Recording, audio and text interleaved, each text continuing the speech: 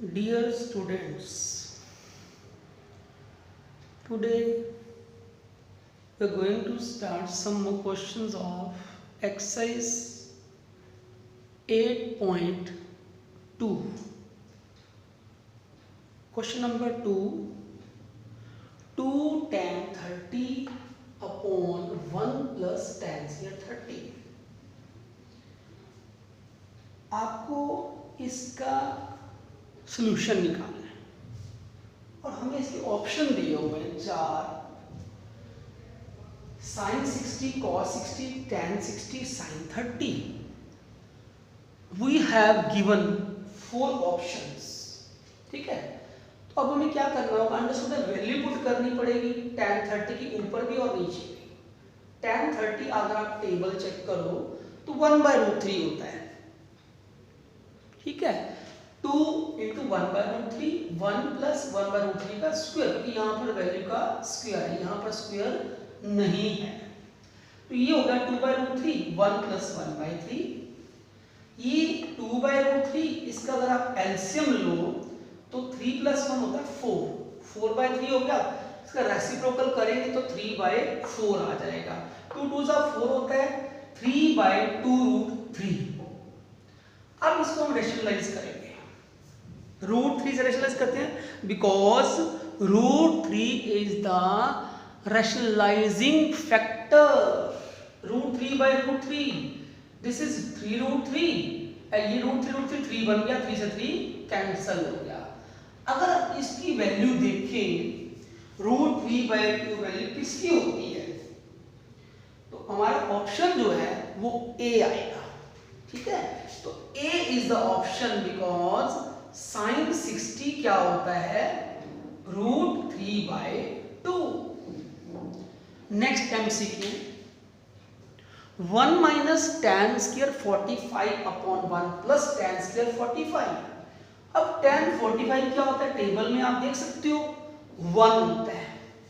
1 का स्क्वायर ऊपर भी और नीचे भी, 1 का स्क्वायर तो 1 ही होता है. तो 1 माइनस 1 0 हो गया, 1 प्लस 1 2 हो गया. तो 0/2 की वैल्यू क्या हो जाएगी हमारी, 0. क्लियर. उसमें ऑप्शन में हमारा जो ये आंसर है वो डी है. ठीक है, तो this is option of this answer. Now third part. अब आपको ये चेक करना है ऐसी कौन सी वैल्यू पुट करें कि दोनों साइड्स इक्वल हो. Left hand side is equal to right hand side. वो कैसे आएगा, अगर आप a को 0 पुट कर दो तो 2 इंटू 0 0, साइन 0 0 होता है. ये भी आप टेबल में देख सकते हो, table of trigonometric ratios. Sine A हमारा 0 पुट किया तो 0 हो गया. इसका मतलब दोनों वैल्यू इक्वल आ गई. इसका मतलब ये हुआ कि अगर चारों ऑप्शन में से अगर हम ए को 0 पुट करें तो हमारा आंसर करेक्ट आता है. Means left hand side is equal to right hand side. अब हम बताते हैं आपको question number next fourth part. बिल्कुल ऐसे ही करना है, वो भी आपका एक MCQ है. 3 ऑप्शन 3 पार्ट आप सोल्व कर चुके हैं. फोर्थ पार्ट हमारा क्या है, 2 tan 30 upon 1 minus tan square 30. 2 tan 30 degree upon 1 minus tan square 30. अब आपको मालूम है tan 30 की वैल्यू क्या होती है, tan 30 होता है 1/√3. So this will be 1/√3 and 1 minus 1/√3. सो ऊपर 2/√3 और नीचे आपको क्या करना, 1 माइनस √3 का स्क्वायर क्या होता है 3. आपको इसका एलसीएम लेना होगा. एलसीएम इज 3, तो 3 माइनस 1 होता है हमारा 2. अगर आप इसका क्या करेंगे, हम reciprocal 3/2 cancel. and we can rationalize the number. So 3 root 3 upon 3, answer root 3। अब रूट 3 वैल्यू किसकी होती है वो आपको ऑप्शन में चेक करनी होगी। tan 60, तो आंसर हमारा जो होगा इसका सी हमारा ऑप्शन क्या है, tan 60 degree. Okay, now next, our next question. So this question is complete. Question number 3, very interesting question. You have to find the value of A and B. सबसे पहले हम देखो स्टेटमेंट बताते हैं आपको इसकी कि अगर tan A plus B is equal to, ये हमारा पहला पार्ट है कि क्वेश्चन का पहला पार्ट नहीं, जस्ट उसका एक पहला वो है ऑप्शन, समझ लो पहला ऑप्शन हमारा ये है कि इसको हमने ए और बी दो वैल्यू फाइंड करनी है। अब इस साइड हमारा tan है, उस साइड हमारा रूट 3 है, क्या हम उसको tan में चेंज कर सकते हैं? तो आपको टेबल चेक करनी होगी कि tan में ऐसी कौन सी वैल्यू है, किस एंगल की वैल्यू रूट 3 है, तो वो है tan 60 डिग्री। इसका मतलब ये होगा कि a plus B equal to क्या आ जाएगा, 60 डिग्री। ये हमारा पहला पार्ट हो गया, ठीक है। मीन्स हमने इक्वेशन एक बना दी, इक्वेशन 2 बनानी है, तो tan a minus B, tan a minus B अब वैल्यू किसके इक्वल है, 1 अपॉन रूट 3 के। तो अब आप ये देखो tan a plus a minus B tan 30 होता है, tan 30 हमारा क्या होता है, 1 बाय रूट 3। इसका मतलब ये हुआ कि a माइनस बी क्या होगा, आपको पता होना चाहिए कि अगर tan this equal tan this है, हम इसको कैंसिल नहीं करना क्योंकि इससे मल्टीप्लाई नहीं हो रहा, आपको सिर्फ एंगल्स इक्वल पुट करने हैं। a minus B is equal to 30 degree और a प्लस बी क्या आया था हमारा 60 डिग्री। अब आपको a और b निकालना है, तो अंडरस्टूड है क्या करना है आपको, चैप्टर 3 में आपने किया है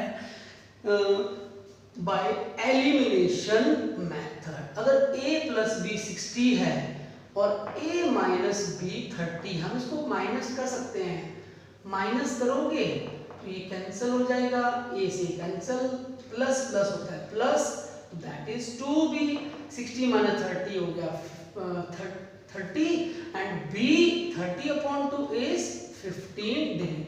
आपका पहला आंसर रेडी। अब ये वैल्यू आप यहाँ पुट करोगे तो आपको दूसरा आंसर मिल जाएगा, दैट इज 45 डिग्री। ये था हमारा क्वेश्चन नंबर 3। हम इसकी हेल्प देखो एंगल्स की हेल्प से tan 60 है tan 30, वही टेबल आपको इसमें अप्लाई करना होगा। नाउ क्वेश्चन नंबर 4, आपको ट्रू फॉल्स बताना है। ट्रू फॉल्स के लिए देखो आपको क्या करना होगा, पहले पार्ट में साइन a प्लस, क्या कभी ऐसा हो सकता है कि sine a plus B is equal to हो जाए sine a plus sine b? ये कैसे चेक करें, क्योंकि इससे मल्टीप्लाई तो हो ही रहा, ठीक है ना। तो हमने क्या करना है, दो वैल्यू ऐसे सपोज करो कि जिसकी वैल्यू आपको पता हो, हमने a 60 और b 30 ले लिया।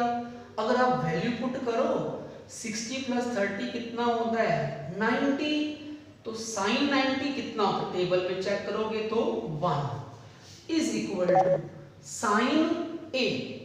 अब एंगल a जो होगा वो आपका क्या होगा, साइन 60 और दूसरा क्या होगा साइन 30।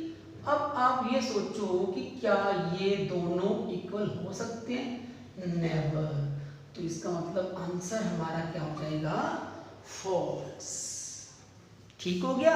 सेकंड पार्ट हमारा है, कहते हैं क्या साइन थीटा इंक्रीज होता है, value of sine theta increases, sine theta increases का साइन हमने ये बना दिया, कब, एज थीटा इंक्रीज। हम टेबल की वैल्यू, साइन की वैल्यू चेक कर लेते हैं। साइन आपको मालूम है 0, 30, 45, 60 और 90 आपने पढ़ा है।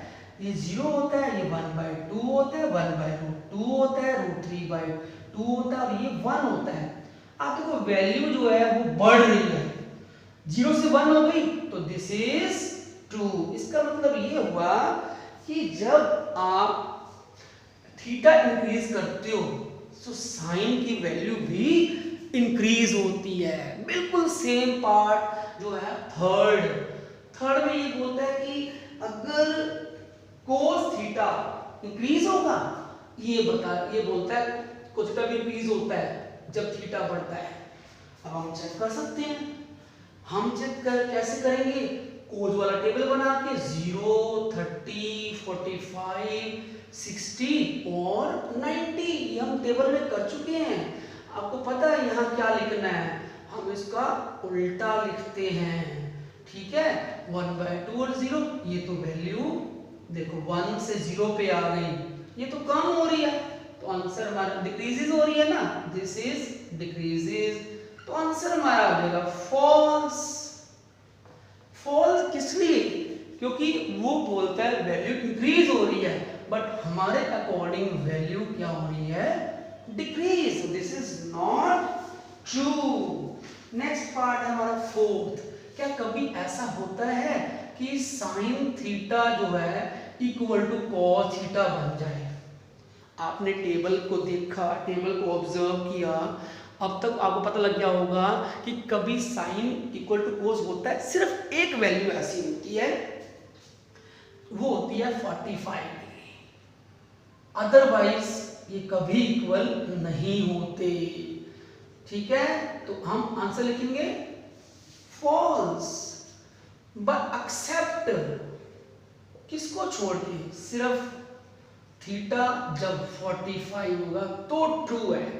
ये पार्ट सबके लिए फॉल्स है, बट जब थीटा 45 होगा तो आप लोग ये नहीं कह सकते कि वैल्यू इक्वल आ गई है। ठीक है, वैल्यू इक्वल आ रही है जब आपका एंगल 45 मिलेगा। सो लास्ट पार्ट हमारा क्या है, cot A is not defined. Cot A अगर हमारा ए 0 हो तो क्या वो नॉट डिफाइंड होगा, ये हमें चेक करना है।